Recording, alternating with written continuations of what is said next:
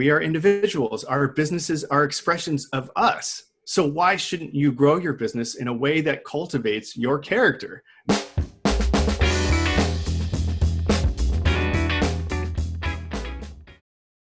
Eric Uriarte is our speaker today. He and I met. I hope I'm going to tell this story correctly, Eric, but you reached out to me because of these talks. And we spoke the first time you called me, or we set up a call, and we must have talked. In my memory, it was at least 90 minutes. Like, it just felt like one of those conversations. Everything clicked. And we were like, what? You too? And I just loved everything you're talking about and everything you're doing. And then you had this book coming out. So I've been looking forward to this particular talk for a very long time. And I'm very happy to turn things over to you. But we have a great audience. You guys can drop comments or questions in the chat. And then I think Eric's going to go through them at the end of his presentation. So I'm turning it over to you. All right. Well, thank you guys for taking an interest in this. And Ellen, you have an amazing platform. I want to, be a part of it. So, okay. This is Andy. Andy is celebrating the grand opening of his brand new store. This store could have anything you could ever want. And there was a huge crowd of people all gathered to go in the building. And there was even a fight over who was going to go in first. And it was at this moment that Andy realized that the key to the front door was not in his hand or his coat pocket or his pants pocket. He had forgotten the key. It can be really easy for us in business to forget ourselves because of the day-to-day. There's so much that we deal with, but it is important to remember that your personality is in fact the key to the strategies and the competitive edge that you'll have in a long-term business. I have a term for these quirky mannerism, these true to self characteristics. I call them your Zenercity. The official definition is unique, one of a kind qualities fitted harmoniously to you. And this is actually some of the things that we overlook in business. It's really easy to get caught up in the day-to-day, and it's really easy to start thinking about how you're going to solve problems. It's really easy to forget just how quirky and unique we all are as individuals. So I'll give you an example of this. If I task you with this challenge, so we have the base of a mountain and we have the top of the mountain, and I say, your challenge is to get from the bottom to the top. Most of you are going to do what everyone else would naturally do, which is you're going to start thinking about, okay, I've got to get my hiking stuff on. It's going to require me getting up the mountain. I've got to start thinking about buying ropes. That's how we see our businesses. We are like, okay, we need this growth. We need to produce growth here. So how are we going to start building that foundation with those tools? Most of you, if I were to show you that image of getting from the bottom of the mountain to the top of the mountain, you wouldn't think that this is the natural next progressive step, having a party with friends. But if we were to put your personality first and really look at who you are, the first thing you would say going back to this is, I don't like mountain climbing. I don't know the first thing about mountain climbing. And for me to start adopting these methods, which is clearly that's the way to get to the top of the mountain, I just don't know that I can do it. So you start researching all that.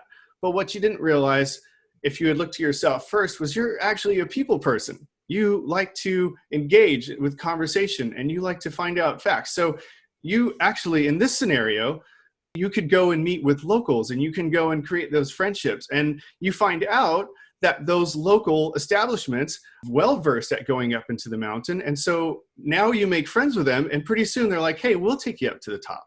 So this is an example of what we are dealing right now with as business owners, of thinking that all these answers are outside of us. And it's absolutely necessary that you go and research the latest this and who's pivoting that, and totally.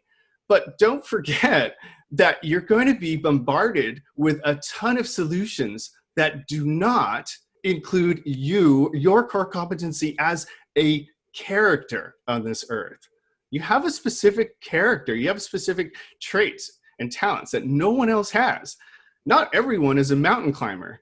So don't stack yourself up against challenges that you're not designed to do. Put yourself first. So moving forward, I want to really stress that in this talk today. And these questions that I'm going to give you will absolutely help drive some of that home. As I mentioned earlier, I'm going a little bit out of order. I've rehearsed this ton, but I will say that I do have a bigger mission. I have my own business that I run. I've run it for about 20 years. 2001, I started G1 Design, and we are a company that creates decals for different applications. Most of you know them as car wraps. And our customers are a little bit pickier, and we work with higher end theme parks and corporations. And the stuff that we create isn't sort of just clip art off the shelf. It's very, very custom, lots of R&D time to get to the end product. And so G1 Design, we are a sign shop, but we really focus heavily on the R&D, and the end product usually is a decal of some sort, but with many more layers and aspects to it. Like, I've had as many as 8 employees at any one time. And like many of you, I started as a one-man show. I'm a trained product designer. I have 3 kids, and my 9-year-old helped me write the opener story this morning. He's a great writer. And I asked him, I said, I'm going to open this morning. Would you mind giving me a story where, the protagonist is on the verge of success? And so he put that together. His name is Nico. And then I have a daughter.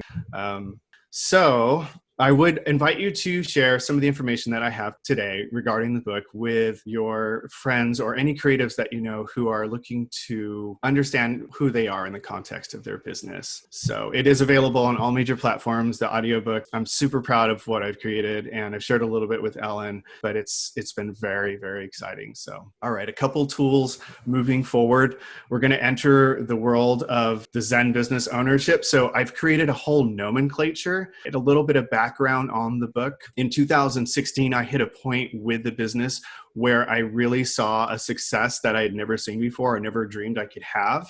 And it wasn't what you might have thought, which is just, bricks of gold just falling down from the sky. I mean, we all dreamed that, but it was something very, very, very special.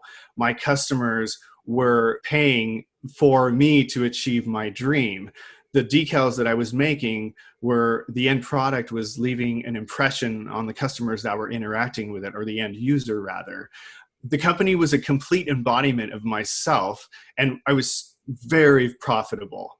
It took 15 years to get to that point, but it was, when I hit it, I knew that this is what success looks like, and this is what I want to continue to grow. So I was inspired at that moment to write down those 4 attributes. I called it the Zen business ownership experience. The 4 attributes of an enterprise that embodies you, is profitable, creates a following of supporters, and supports a community of people. So I decided to put this holistic experience into a guide that I called the Zen side of business ownership. And I created 13 metrics within the book that I use to gauge. And some of them are familiar terms and concepts. So for example, your Zen code is comparable to your core value set. I do add a little bit of a twist to each one, and it works within the context of Zen. But essentially, that's what I have put together. And as Ellen, I'm, like many of you, part of the 10KSB alumni, was cohort 16 in 2016, Long Beach. I also sharpened my skills at EO Accelerator and Maui Mastermind with David Finkel. And I love probably some of the same books that you guys enjoy, which is the Ken Honda, Happy Money, the David and Goliath, and I love Eckhart Tolle and Wayne Dyer and some New Age folks like that. So there's your background on what you're about to go into here. So Zenercity, just to make very clear, Zenercity is a term that I created and I'll take you back one step further. Some people you have understood a business in this fashion. A business is your ingredients plus your special twist. I don't know how many of you have heard that particular formula, but that's something that I've heard for some time. And I truly believe that that is it. So your special twist in this case is what I call your Zenercity. And to qualify that, that is one-of-a-kind, distinct qualities harmoniously fitted to you. Only you have these. So your Zenercity is your ticket to your special twist. How do you take your capacity in business, your business assets, the people that you have, the systems that you have that no one else has, and how do you add your flair to it to create something that no one else can? And your Zen code, as I said earlier, is comparable to your core values, and we'll be covering 6 questions on that. So on the topic of what most of us have seen some of these charts, these what is a business or where is your sweet spot in business. And I would imagine most of you have seen this, where your passions, your skill sets, and the market converge is success. So I loved this diagram forever. And when I was experiencing trouble with my business, I would always refer to this going, God, business has to be fun.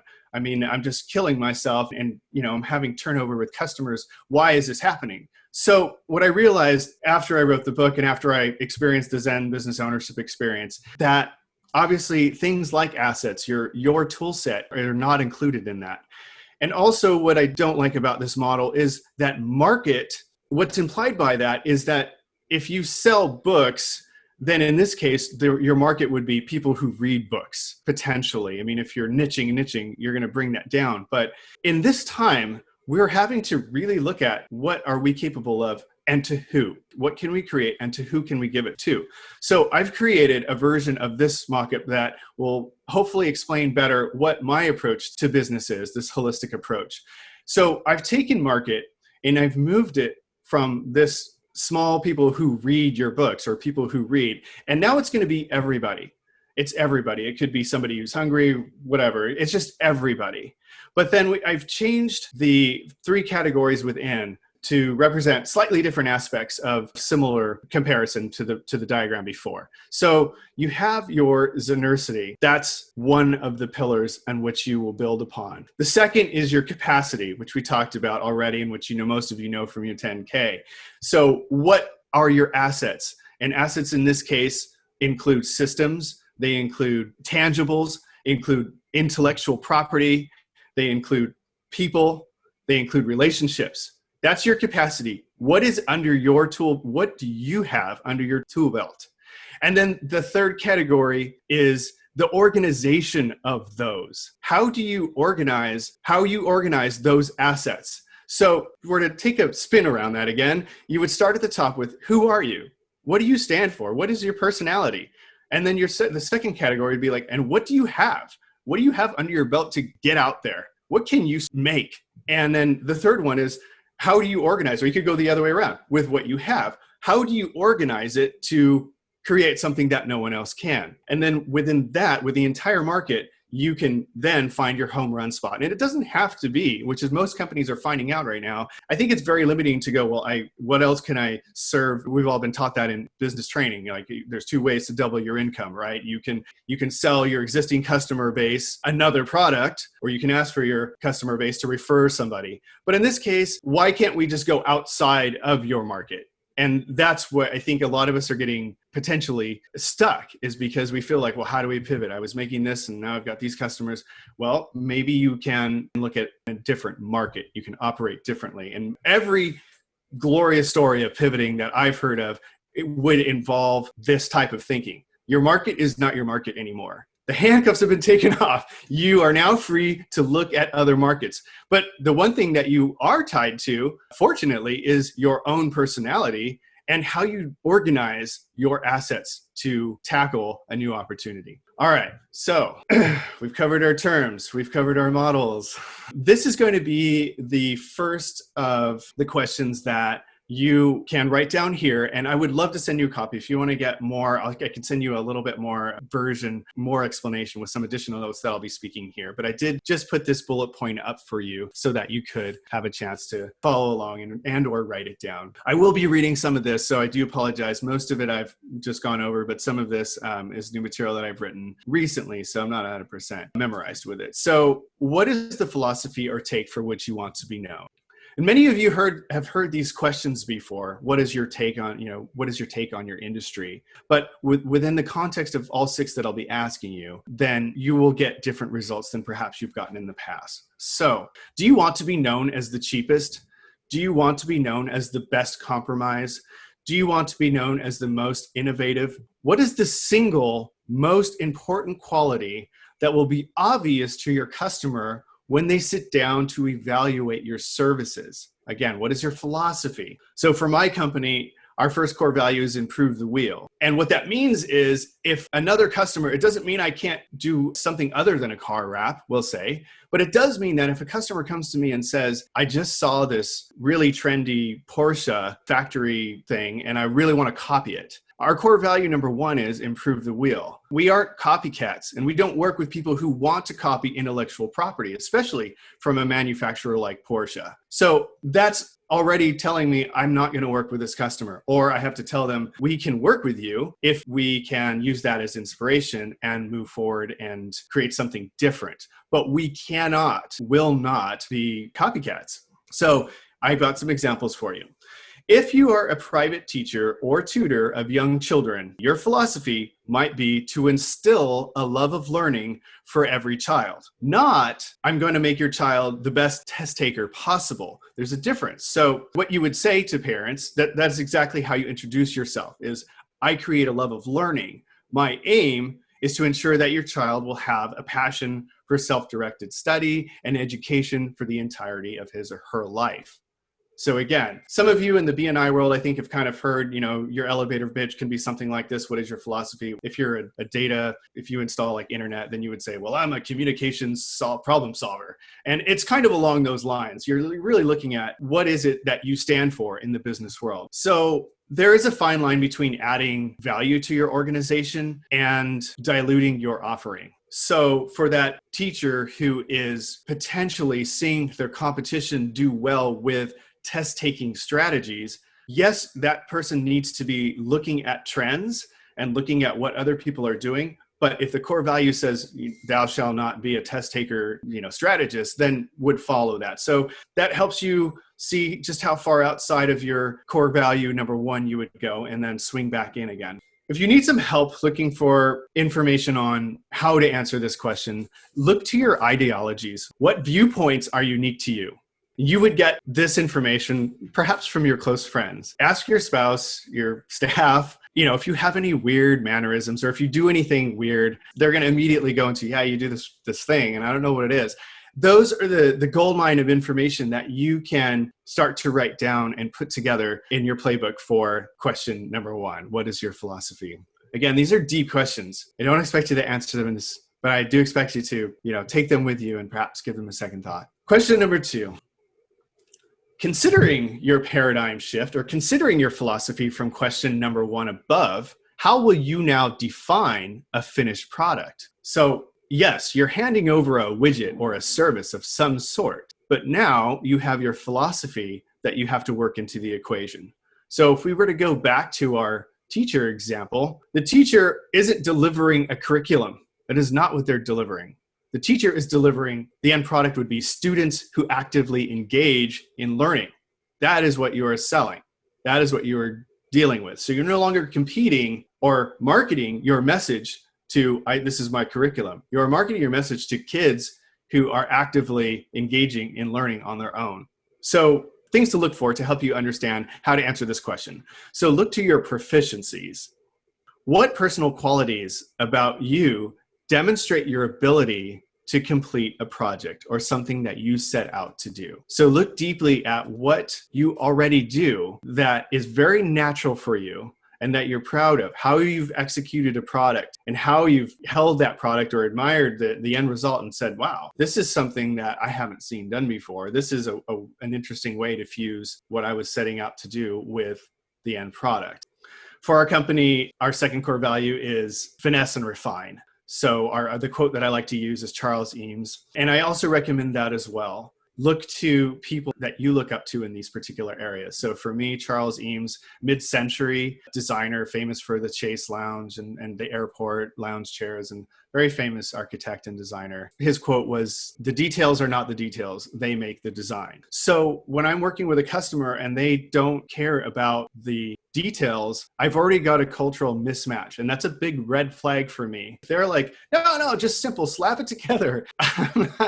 I already know this isn't going to work. One, they don't want to improve the wheel. Two, they don't care about the details. I'm already referring them, or you can supplement that sentence, what I'm about to say, with growth opportunity. I already know that this isn't something that is going to be fulfilling, right? Or potentially profitable, or even serve a community of people, or even create a following of supporters. And when I say following of supporters, the 4 business qualities of a business, I don't mean create a following on Instagram. I'm talking about customers and employees who are waving your mission, pushing you forward. You need a team, whether it's your customers or your employees or investors. They all need to be pulling the same direction. So these are the big questions. Moving on. What singular promise will you make to ensure the delivery of your product from question 2? So 1, we've got our philosophy. What is your philosophy in your industry? 2, what is your actual product? How is that created? 3, you have to promise, you have to create something. You must be willing at all costs to deliver your newly defined product. It's not enough to promise. Your efforts must be fully supported and foolproof. What specific things are you willing to do in order to hit your product? You must hedge your resources to ensure to your customers that you never have to say, I'm so sorry, it is not ready. So look to your life. Look for inspiration for this question. How do you show commitment in your life? How do you show the ability to keep a promise? How do you show your ethics? What are your ethics? How do you represent that in your product? That is your way to hedge your systems in business, what you're going to be creating, your systems, your marketing, everything is going to be, this is what I guarantee. I guarantee this product and this is how I'm going to get it. So for our company, and it does come at a detriment, and particularly within my company, because I work with theme parks and we only get one chance to get it right. If there's an attraction that needs to open on the first of the month, we have to have meeting upon meeting, plan B, C's, and D's.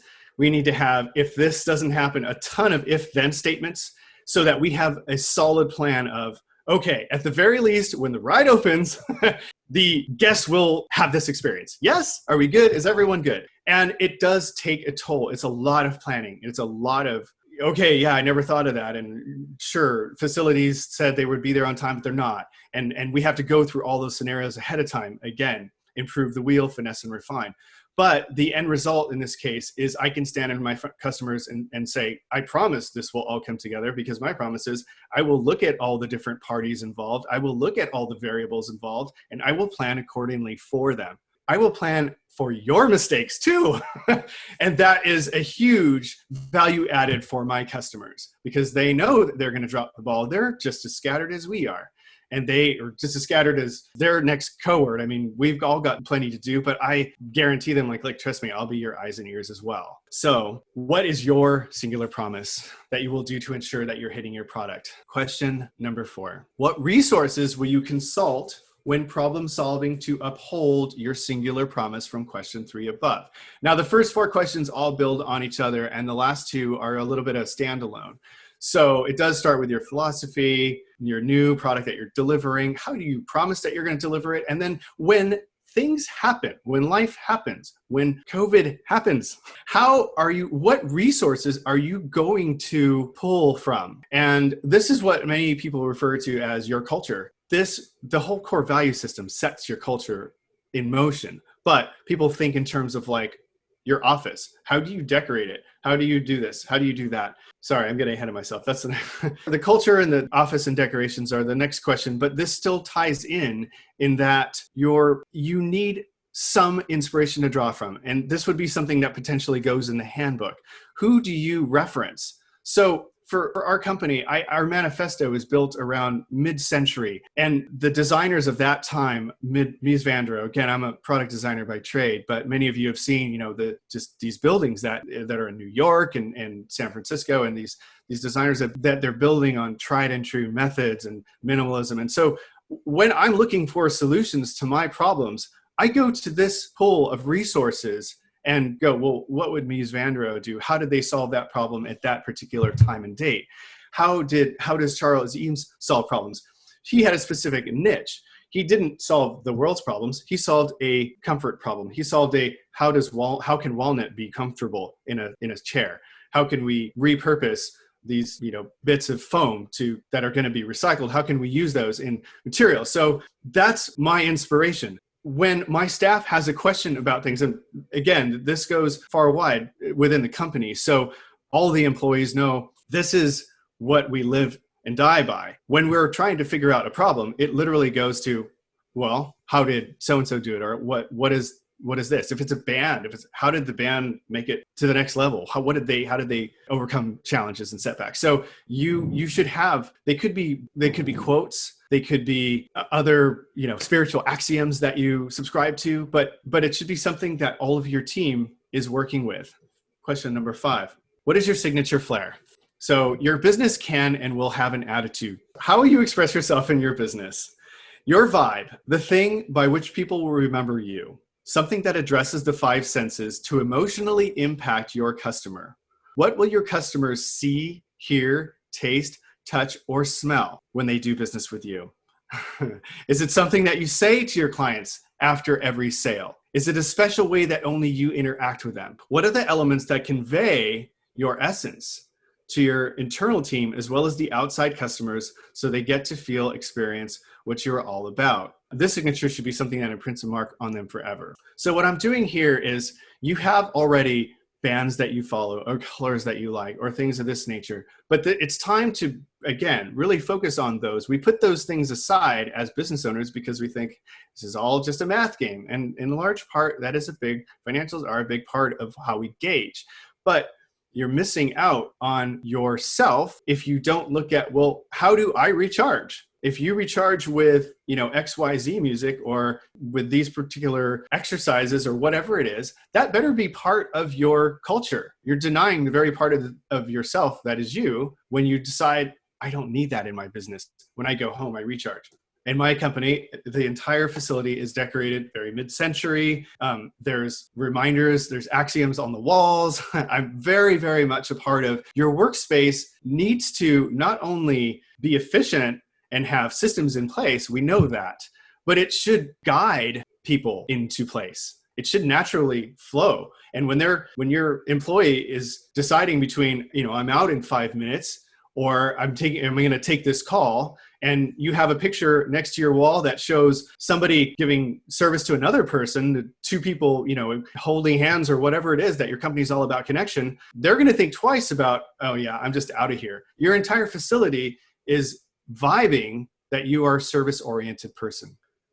How will you inspire your community?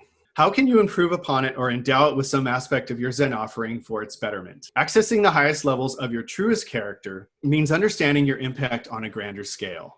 Discover something that is achievable and feasible from your perspective and resources. Search your heart, look diligently for solutions that are born directly from your immediate passions and resources before endowing the world a bunch of money and time.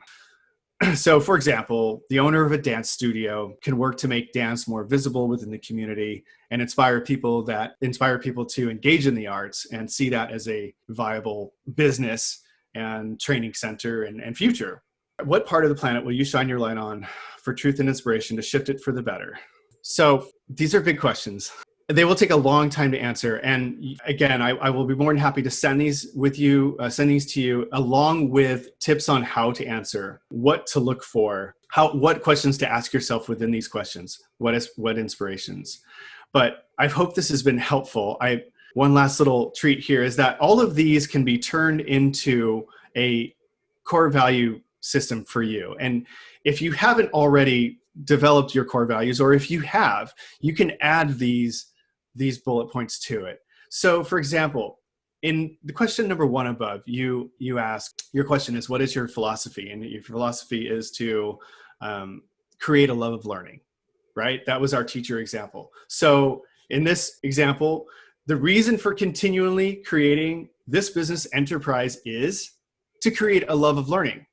It's very simple. That is now your core value number 1. You don't have to wonder where your next growth opportunity, how it stacks up against you, because you can ask that simple question. If you're looking at making widgets and you're like, well, does this widget help continually create a love of learning?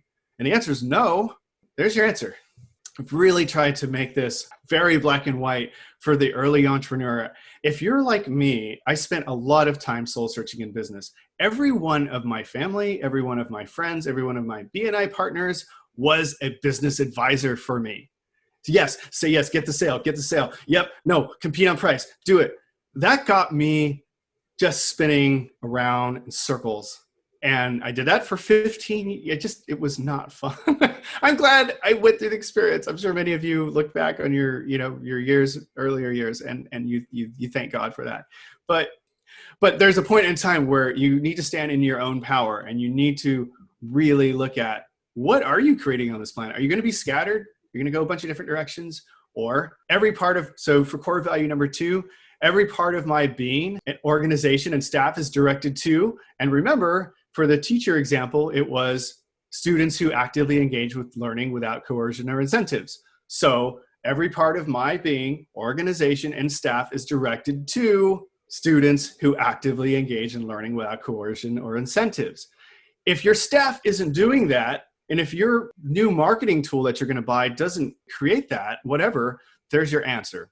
For every sale that travels through my enterprise, above all else, I will uphold the following commitment, and that is your promise. So for G1, the example I gave you, for every sale, for every project that comes through my doors, I promise that I will go through all of these steps, because if we do so, we will hit the target. In the interest of keeping my customer promise, I will always reach E2, and that's a lot of my customers are design experts. I work with experienced designers and art directors. So when I'm troubleshooting, or even when I'm sitting in a stakeholder meeting with them, I will say, look, when we run into problems, these are the references. This is who I'm going to reference. These are the decisions I'm going to make. Immediately, cool, we're on the same page. Got it. I love where you're going with this, Eric. I will employ and ensure that my environment always embodies X as a defining component, an identity to which my company staff and contractors will universally uphold. So this is our core value number 5 is live it. And live it suggests to my staff and my customers that we are who we are selling you on. In other words, if we're a step up in the vinyl manufacturing business, then we all live our lives in a step-up fashion. We don't pretend to be one guy's at work and another guy's at home. The way we organize our cars, the way we organize our facility, all of it is consistent. So again, these are tools to help you. Like, is your outside life, are you leaving that at home? Should you bring it to work?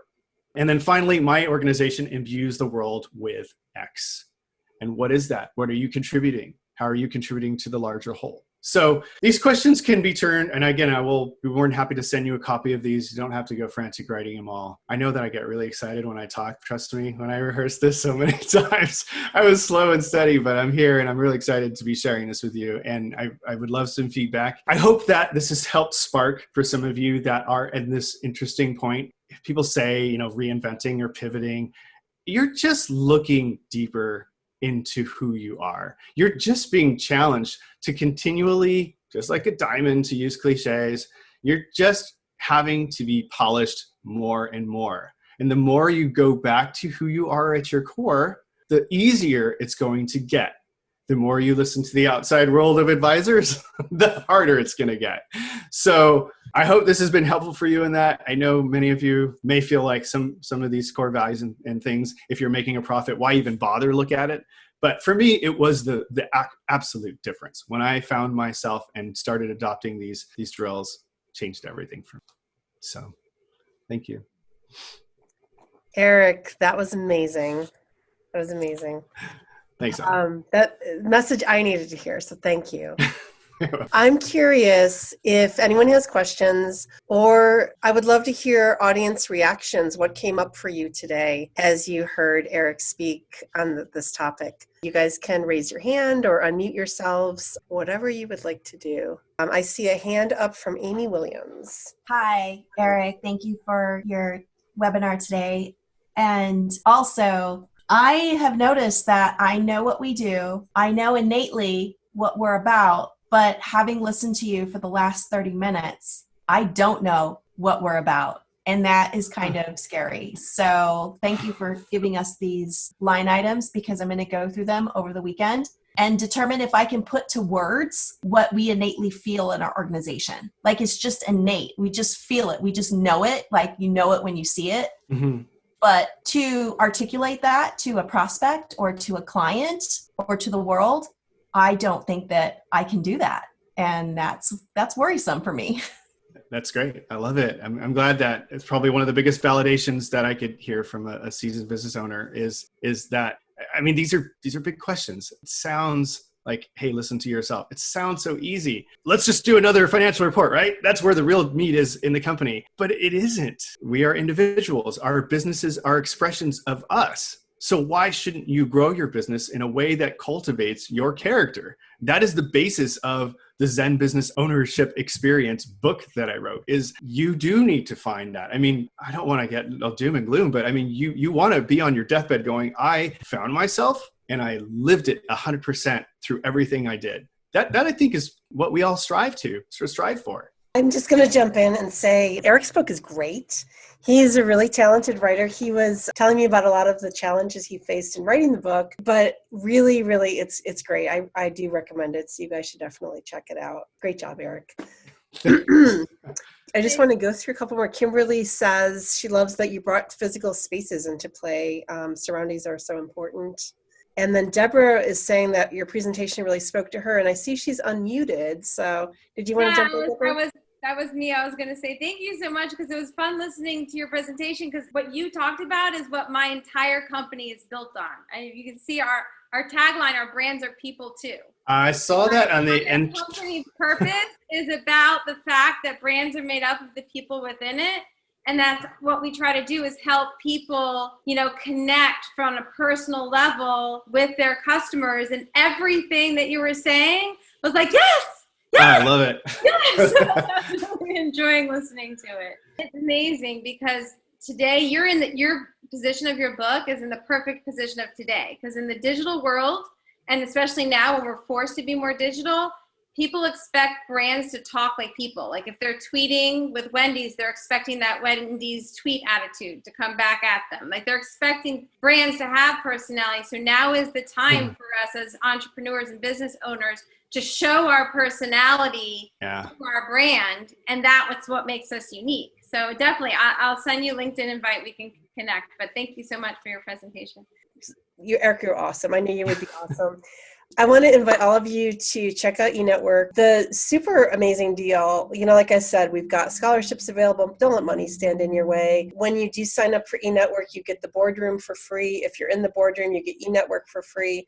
We're just excited to launch this thing. We've got amazing, amazing speakers. We have one speaker who's going to be talking with us about creativity and ambiguity, and she's fascinating. We have another who is the father of storytelling. He's going to be leading us through discussions about storytelling and how to really be compelling with your story. And another who's written a book, and it's all about what do you stand for? And it kind of like dovetails into what you're talking about, Eric. Really getting in tune with what you stand for and capitalizing on that and growing your business based on what you stand for. Because if you don't know what you stand for, and if you don't know what your business stands for, you don't stand for anything. And, he'll get into that much more eloquently than I. But in talking with him, I was like, oh my God, I could listen to you all day. He's so good. So I really want to encourage you guys to check it out. eNetworkseries.com. It's going to be great. Eric, you were great. My gratitude to you. Absolutely amazing. Me too. Check out his book. It's really, really good. I don't say that lightly. I don't say that to everybody. I only say it when I mean it. Just bought it on Audible. The Audible is great. He's got this audio voiceover guy that how did you find him? I just went through voices.com. I mean, I was just kind of on a whim. I had a couple people that I really wanted to read and just bumped into them. So it was luck. Yeah, he was very, very good. So you'll enjoy the Audible. Can you put the book up on the screen? I bet he can. The Zen side of business ownership. It's a very, I would say the concepts are deep, but the reading is not difficult. It's a really easy, super easy read. Yeah. But it's, 10 KSB and 15, at the time I wrote it, 16, 17 years of experience under my belt, and EO Accelerator and Maui Mastermind. All the business books, like it has the tech. It's there. It's just very simplified. It's very easy to digest. Mm-hmm. Yeah. But it is, I'm not trying to imply that the quality isn't there. It's really, really great. So fantastic. Deborah wants to know if people can put their contact information in the chat so we can connect. We can, although I do have to sign off because I have another call, but you all are or will soon be, I hope, in the boardroom where you can connect. And again, you can save the chat and get everybody's name and look them up. Cool. Rosemarie says, is the Zen Code's 6 axioms in the Audible? Yes. Chapter 2. Chapter 2. Okay, awesome. How do we purchase a signed copy, Eric? So I'm actually getting into brick and mortar. My goal, I did the whole big platform stuff, but I really want this in small brick and mortar. So I'm ordering another 100 books. You can just email me directly. My email is eric@zenercity.com. So I do apologize. The website still has some things that need to be done to it, but you can just put and zenercity.com. I will get it. Ellen also has, you can, get me through the boardroom. Yeah, I can hook you guys up. Yeah. I can hook you guys up. And I'm going to email everybody just a little recap, and I can include Eric's email in that email. I was taking notes of who was on the call. Perfect. So, G1 would be best then, Ellen, if that's it. But I'll reach out to you. Okay. Yeah. If you could email me, Eric, that's Sure. awesome. And if you want to, Eric, if you want to share too with me the documents you mentioned, I can put them up in the boardroom. Yes. Eric's Okay. going to be in the boardroom soon, hopefully. I'm going to talk. I should be in the boardroom. You think. Oh, you are in the boardroom. Okay, Yeah. awesome. Eric is in the boardroom. I lose track. It's a powerful community, but it's growing. So You're awesome. Yeah. Okay, cool. All right, you guys, have a fantastic weekend.